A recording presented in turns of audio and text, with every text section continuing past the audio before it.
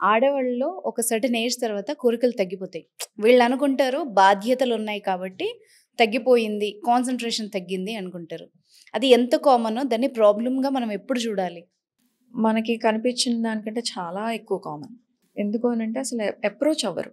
ఓహ్! దాని గురించి అంటే చాలా మటుకు ఎలా అంటే మమ్మల్ని జడ్జ్ చేస్తారేమో ఈ టాపిక్‌ని యెస్. యెస్. నాకు ఈ ప్రాబ్లమ్ ఉంది అని నేను బయటకి చెప్పుకుంటే హ్మ్. నన్ను ఈ విషయంలో జడ్జ్ చేస్తారేమో, హ్మ్. నాకు క్యారెక్టర్ లేదనుకుంటారేమో అనే భయం చాలా మటుకు ఉంటుంది. అవును. సో, దాంతోటి చాలామంది అలా అన్‌సాటిస్ఫైడ్‌గా ఉండిపోతారు. హ్మ్. దాన్ని డిస్కస్ కూడా చెయ్యరు.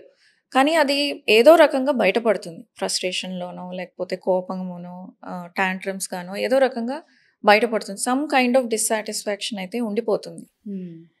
అది ఎప్పుడైతే వాళ్ళు డిస్కస్ చేయడం స్టార్ట్ చేస్తారో మెల్లిమెల్లిగా ఫస్ట్ పార్ట్నర్‌తో కానీ, లేదు ఒక డాక్టర్‌తో కానీ, డాక్టర్‌తో డిస్కస్ చేసినప్పుడు ఆ ఇన్ఫర్మేషన్ ఎప్పుడూ కూడా కాన్ఫిడెన్షియల్‌గానే ఉంటుంది. హ్మ్. ఎప్పుడన్నా కేస్ స్టడీగా మాట్లాడాల్సొస్తే వాళ్ళ అనానిమస్‌గా వాళ్ళ ఐడెంటిటీని అనానిమస్‌గా పెట్టి మాట్లాడతారే కానీ డాక్టర్ ఎప్పుడన్నా డిస్కస్ చేయాలి అనంటే, ఇట్లా వాళ్ళ పేరుని బయటపెట్టి, వాళ్ళ ఇష్యూస్‌ని బయటపెట్టి మాట్లాడరు. సో, డాక్టర్ దగ్గర ఓపెన్ అవ్వటము ఈజీ.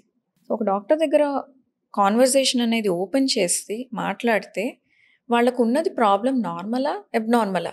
హ్మ్. కొంతమందికి మెంటల్‌గా ఉంటుంది ఇష్యూ. కొంతమందికి ఫిజికల్‌గా ఉంటుంది. ఓకే.